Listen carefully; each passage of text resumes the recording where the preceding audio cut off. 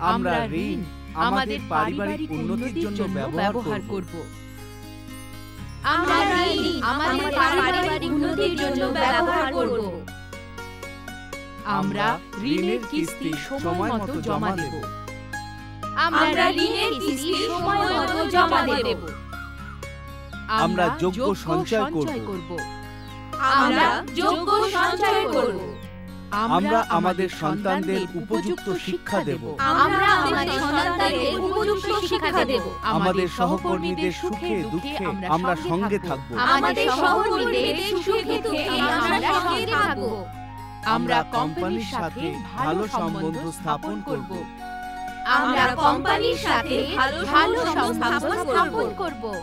আমরা যা করব আর যা বলবো তার সাক্ষী ঈশ্বর। আমরা যা করব আর যা বলবো তার সাক্ষী ঈশ্বর। বসুন বসুন।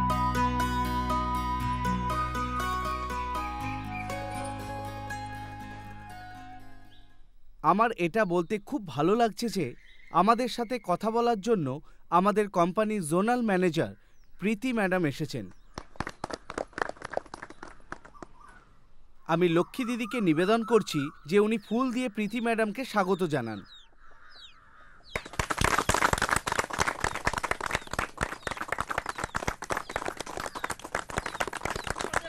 এখন আমি প্রীতি ম্যাডামকে বিনতি করছি যে উনি তার মূল্যবান বিচার এই মহিলাদের সামনে রাখুন। ধন্যবাদ সুরেশবাবু। সব থেকে প্রথমে আমি আপনাদের অভিনন্দন জানাই। আপনারা যেভাবে আপনাদের ব্যবসাকে বাড়িয়ে তুলেছেন আর পরিবারের উন্নতির জন্য চেষ্টা করেছেন তা দেখে আমার খুবই ভালো লেগেছে। এইভাবে আপনারা কোম্পানি থেকে নেওয়া ঋণও সততার সঙ্গে শোধ করে যাচ্ছেন, এটা দেখে আমার খুব ভালো লাগছে। মনে হয় মাইক্রো ক্রেডিট আপনাদের জন্য লাভদায়ক হয়ে উঠছে। কি মনে হয় লক্ষ্মী দিদি, লাভদায়ক হচ্ছে তো? হ্যাঁ, খুবই লাভদায়ক। আগে যখন কাজের জন্য পয়সার দরকার পড়তো তো এদিকে ওদিকে ঘুরে ঘুরে হন্যে হয়ে যেতাম। হ্যাঁ হ্যাঁ হ্যাঁ, বলুন তো, দেখুন ব্যাংক সহজে পয়সা তো দেয় না, আর সমূহ কার্ড থেকে নেওয়া ঋণ পোষায় না। এরকম সমস্যায় ফেসেছিলাম আমরা, কিন্তু আপনার ফাইন্যান্স কোম্পানি আমাদের ঘরে বসেই ঋণ দিয়ে দিল। এখন খুব সুবিধা হয়েছে। হ্যাঁ হ্যাঁ, আরে তোমরাও কিছু বলো। ঠিক বলেছেন, ঠিক বলেছেন। হ্যাঁ ম্যাডাম, লক্ষ্মী একদম ঠিক বলছে। শুনে আমার খুবই ভালো লাগছে, কারণ অনেক জায়গায় এমনও দুর্ঘটনা ঘটেছে যেখানে এই সুবিধের অপব্যবহার করা হয়েছে, যাতে কোম্পানির তো লোকসান হয়েছেই, সাথে মহিলাদেরও লোকসান হয়েছে। ম্যাডাম, আপনি রামনগরের অম্বে গ্রামে হওয়া ঘটনার কথাই বলছেন না? হ্যাঁ, ঠিকই বলেছেন। ওখানে কি হয়েছিল ম্যাডাম? আম্বে গ্রামে জমদারে ফ্যামিলি থাকত। মানমার, তার স্ত্রী সুশীলা, বুদ্ধি আর পিঙ্কিকে নিয়ে তাদের ছোট্ট সংসার। একদিন মনমদ, আরে ও মনমদ, হ্যাঁ ঘরে আছো নাকি? দেখো তো,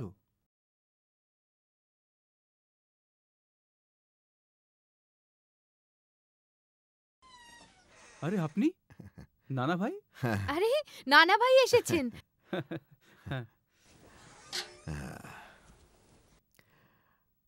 আসুন বসুন। আরে ভাই, তোমাদের গ্রামে তো খুবই গরম, আমি তো অতিষ্ঠ হয়ে গেছি। নিন, জল নিন।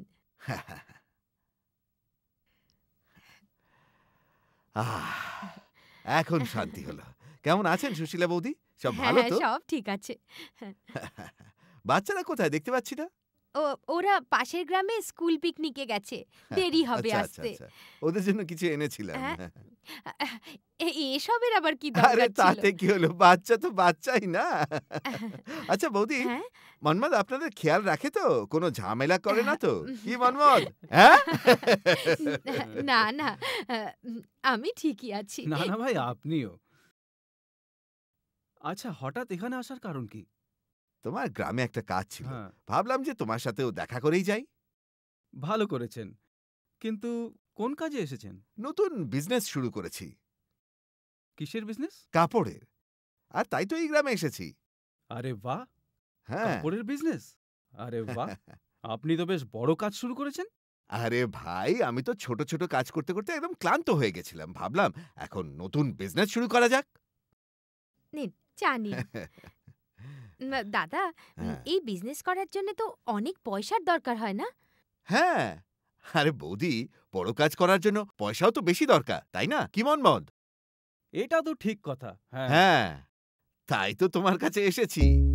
আমার কাছে হুম? হুম। কেন গরিবের সাথে রসিকতা করছেন? আমি আপনার সাহায্য কিভাবে করব? তুমি নয়, সুশীলা বৌদি। আমি? আরে দাদা, আমি লোকের বাড়িতে কাজ করে বেড়াই। আমি কি জানি এই বিজনেসের ব্যাপারে? আমি তোমায় বিজনেস করতে বলছি না, আমার তো তোমার কাছ থেকে পয়সার সাহায্য চাই। ব্যাস, তাও খুব কম দিনের জন্য। পয়সার সাহায্য? কত লাগবে? মাত্র 1,00,000 টাকা দরকার। 1 লাখ?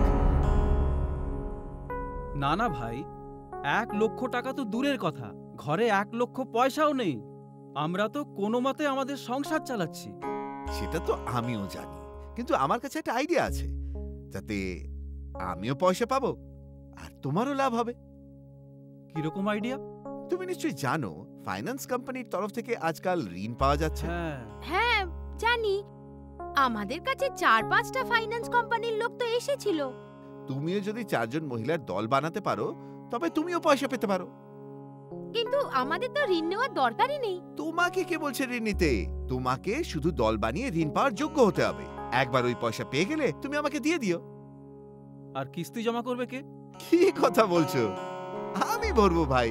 মানে নাম আমাদের, আর পুরো ঋণের টাকাটা নেবেন আপনি, শোধও করবেন আপনি, তাই বলছেন তো? একদম ঠিক বলছো বৌদি।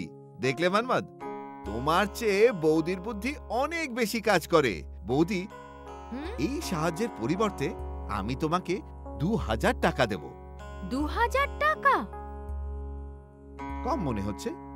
ঠিক আছে, 3,000 টাকা দেব। আর এর সাথে বৌদি বাকি মহিলাদের 1,000 টাকা দেব। তারপর আনন্দই আনন্দ। হুম। কিন্তু নানা ভাই, আমরা এতে ফেসে যাব না তো? আরে তুমি পাগল হয়েছো? যদি এতে কোনো ফাঁসবার মতো ব্যাপার হতো, তাহলে কি আমি আমার সোনা বৌদিকে এর মধ্যে আনতাম? আমার উপর কি এতটাও ভরসা নেই তোমাদের? না না, আপনার উপর পুরো ভরসা আছে তাহলে? আমাদের। কিন্তু ভাবার জন্য কিছুটা সময় তো দিন আমাদের। হ্যাঁ, আমাকেও তো মহিলাদের সাথে কথা বলতে হবে। ওদের জিজ্ঞাসা না করে আমি আপনাকে হ্যাঁ কি করে বলি বলুন? আরে বৌদি, তুমি বললে আকাশ থেকে ভগবান নেমে আসবে, তো এই মহিলারা কেন আসবে না? এমনিতেও এখানকার সব মহিলারা তোমার কথা মানে, এটা আমি জানি। হ্যাঁ, কিন্তু সময় তো একটু লাগবেই না? তো এক কাজ করি, আজ হলো 28 তারিখ, আমি 1 তারিখে আবার আসবো। তার মধ্যে তুমি সব ঠিক করে নিও, ঠিক আছে? মন্মাদ, এবারের মতো আমায় সাহায্য করে দাও বন্ধু। যদি বিজনেসটা দাঁড়িয়ে যায়, তাহলে 25% পার্টনার বানিয়ে দেবো তোমায়। ঠিক আছে নানা ভাই, আমরা ভেবে আপনাকে হ্যাঁ, বলছি। হ্যাঁ, আরে আজ আপনাকে খেয়ে না না যেতেই বৌদি, হবে। না না, এখন অনেক কাজ আছে, নতুন নতুন বিজনেস তো, তাই একদমই সময় নেই। পরের বার এসে পেট ভরে খাবার খাবো, ঠিক আছে? আচ্ছা আচ্ছা। আর হ্যাঁ বৌদি, ওই দলের ব্যাপারটা একটু দেখে নিও, ঠিক আছে? হ্যাঁ।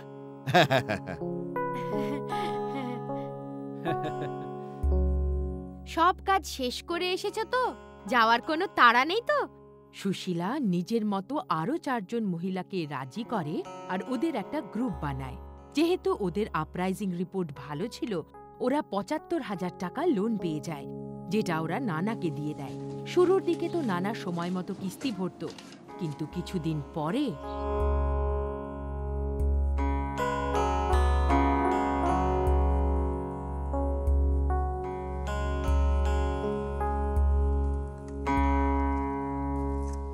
শোনো, আমি বলছিলাম যে হুম, নানা ভাই এখনো আসেনি।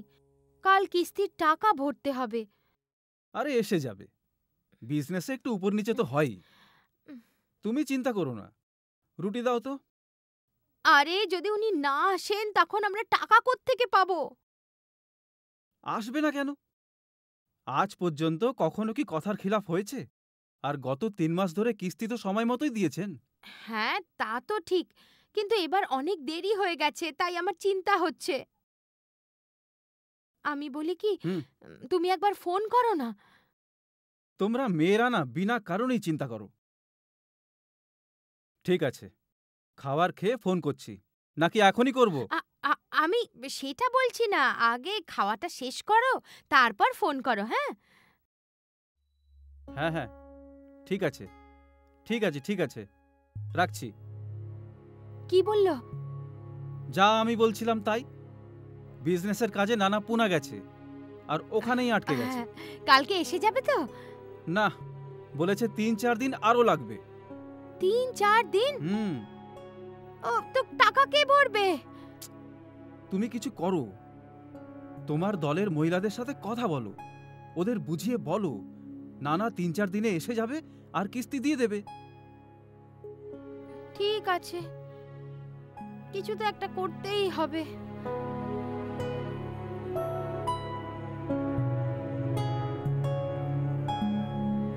এক মাস পর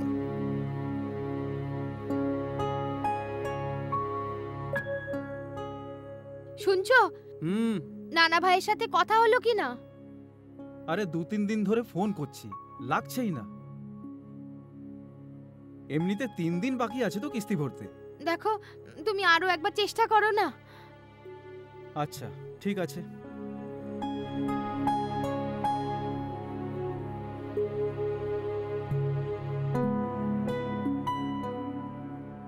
কি হলো? বারবার out of coverage area, out of coverage area এরকমই বলছে। শোনো, আমার তো মনে হচ্ছে নিশ্চয়ই কোনো গড়বড় আছে। আমি বলি কি, তুমি নিজেই নানা ভাইয়ের গ্রামে গিয়ে দেখে এসো। তুমি ঠিকই বলছো, আজ এই কাজটা করি, হ্যাঁ কালকে নানা ভাইয়ের গ্রামে যাব। হ্যাঁ। কি হলো, নানা ভাইয়ের সঙ্গে দেখা হলো? কিস্তির টাকা দিয়েছে তো? দেয়নি? তাহলে নিশ্চয়ই নিজে এসে দেবে। দোকান? এই চোরের কোথাও কোনো কাপড়ের দোকান নেই। আরে এমন চুপ কেন? কিছু তো বলো। আরে বাপরে, কি হলো? কি ব্যাপার? সুশীলা, আমরা ফেঁসে গেছি সুশীলা। মানে? ওই নানা 1 নম্বরের ঠকবাজ বেরোলো সুশীলা। আরে জুয়োতে সব পয়সা হেরে গিয়ে পালিয়ে গেছে ও, কেউ জানে না কোথায় আছে আজকাল। ও কাপড় চোপড়ের কোনো ব্যবসায় শুরু করেনি, ও মদ আর জুয়োতেই সব পয়সা শেষ করে দিয়েছে। ও অনেক লোককেই ঠকিয়েছে, কিন্তু এখনো কোথায় তা কেউ জানে না। হে ভগবান, আমাদের কি হবে এখন? কি করব? এটা তো খুবই খারাপ হলো ম্যাডাম। তারপর সুশীলা কি করলো? কি আর করবে বেচারি, ও তো একেবারে ফেঁসে গিয়েছিল। কোম্পানির ওর প্রতি সহানুভূতি ছিল, কিন্তু ওরাই বা কি করত? তাই কোম্পানি ওর ঋণ শোধ করার সময় বাড়িয়ে দিল।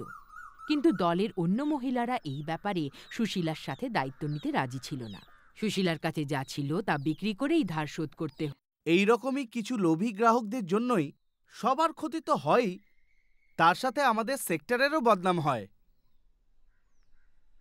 ম্যাডাম, একটা কথা জিজ্ঞেস করি, আপনি রেগে যাবেন না তো? আরে না না, যা কিছু জিজ্ঞেস করার নিশ্চিন্তে করো। দেখুন, এই পুরো ঘটনায় গ্রাহকের ভুল তো আছেই, কিন্তু কোম্পানির কি কোনো ভুল নেই? এভাবে কি করে বলতে পারো লক্ষ্মী দিদি? হ্যাঁ, একে তো দরকারের চেয়ে বেশি ঋণ নিয়েছে, নয়তো কমিশনের লোভে নিজের নামে লোন নিয়ে অন্যকে দিয়েছে। এতে কোম্পানির কি দোষ হলো? এটা তো পুরোপুরি গ্রাহকেরই দোষ। দাঁড়াও সুরেশ, আপনি বলুন লক্ষ্মীদি। আপনার কথা আলাদা ম্যাডাম, কিন্তু ওই কোম্পানির লোকেরা আসে আর আমাদের পিছনেই পড়ে যায়। দল বানাও লোন পাবে, দল বানাও কমিশন পাবে, আর ওদের এজেন্টরাও আসে আর ওরাও একই কথা আওড়াতে থাকে, একেবারে পিছনে পড়ে যায়। এই কথাটা তো একদম সত্যি। ভোমরার মতো ভো ভো করে, মাথাটা একদম খারাপ করে দেয়। তাই এই অবস্থায় সবাই ভাবে যে নিয়ে নিই পয়সা, পরেরটা দেখা যাবে। আপনার কথা ঠিক। এই রকম সমস্ত ঘটনায় শুধু যে গ্রাহকেরই ভুল তা আমি একদমই বলছি না। আমি জানি যে কোম্পানির লোকও ভালো করে জিজ্ঞাসাবাদ না করে শুধু নিজের মান্থলি টার্গেট পুরো করার জন্য চটপট লোন দিয়ে দেয়। আমরাও তো তাই বলছি। হ্যাঁ, আরে ম্যাডামকে বলতে দিন না।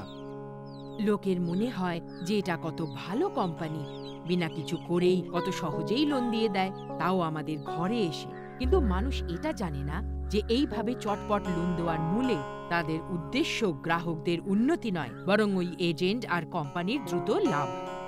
তা তো ঠিকই, যদি ওদের লাভ না হয় তা আমাদের কাছে আসবে কেন? আমরা তো দরকার ছাড়া আজ পর্যন্ত কখনো লোন নেইনি, আর ততটাই লোন নিয়েছি যতটা শোধ করতে পারবো। আমরা কারোর কথায় ফাঁসি না। হ্যাঁ, হ্যাঁ, এরকমই করা উচিত।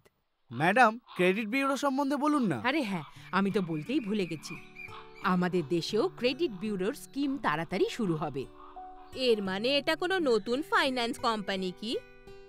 কোম্পানি তো বলতে পারেন, কিন্তু ফাইন্যান্স কোম্পানির মতো কোম্পানি নয়। তাহলে এই কোম্পানি সমস্ত ফাইন্যান্স কোম্পানির গ্রাহকদের খবর রাখে, ওদের নাম, ধাম, ঠিকানা, কোন ফাইন্যান্স কোম্পানি থেকে কত লোন নিয়েছে, কিছু বাকি আছে কিনা, সময় মতো কিস্তি ভরে কিনা, এই সব ব্যাপারে। কিন্তু এটা বলুন, ওদের কাছে এই খবর যায় কি করে? ভালো প্রশ্ন করেছেন আপনি। আমাদের দেশে সব ব্যাংক আর ফাইন্যান্স কোম্পানি নিজেদের গ্রাহকদের সব খবর এই ক্রেডিট ব্যুরোকে পাঠায়। তাই যেই আপনি কোনো ব্যাংক বা ফাইন্যান্স কোম্পানির গ্রাহক হন, আপনার সব খবর ক্রেডিট ব্যুরোর কম্পিউটারে রেখে দেওয়া হয়। আরে বাহ, মানে সব খবর কম্পিউটারে, বোতাম টিপলেই সবকিছু সামনে চলে আসবে। হ্যাঁ ঠিকই, কিন্তু শুধু এটাই নয়, আপনার ক্রেডিট যদি ভালো হয়, মানে আপনি সময় মতো লোন শোধ করে থাকেন আর কোনো রকমের ভুল না হয়ে থাকে, তবে আপনি বড় রকমের লোন কম সুদের হারে কম সময়তেই পেতে পারেন। বাহ, এর মানে আমাদের মতো ভালো লোকেদের জন্য লাভই লাভ। একদম ঠিক বলেছেন। আচ্ছা বলুন তো, যদি কেউ কোনো ব্যাংকের বা ফাইন্যান্স কোম্পানির ঋণ শোধ না করে তাহলে? তবে আর কি, ওই পুরুষ বা মহিলা কোনোদিনই কোনো কোম্পানি বা ব্যাংক থেকে কোনো লোন পাবে না। হ্যাঁ, এটা ভালো কথা না? তা না হলে কিছু খারাপ লোক একটা কোম্পানি থেকে লোন নেয় আর ওটাকে ডুবিয়ে দেয়, আবার অন্য জায়গায় যায় ওটাকেও ডুবিয়ে দেয়, এইটাই করতে থাকে। আর শোনো, সব কোম্পানি আর ব্যাংকের তাদের গ্রাহকদের বিবরণী ক্রেডিট ব্যুরোকে দেওয়া আইনত খুবই প্রয়োজনীয়। এটা খুবই ভালো কথা, এর জন্য কোনো গড়বড় হবে না। হ্যাঁ, এরকম হওয়া উচিতও নয়।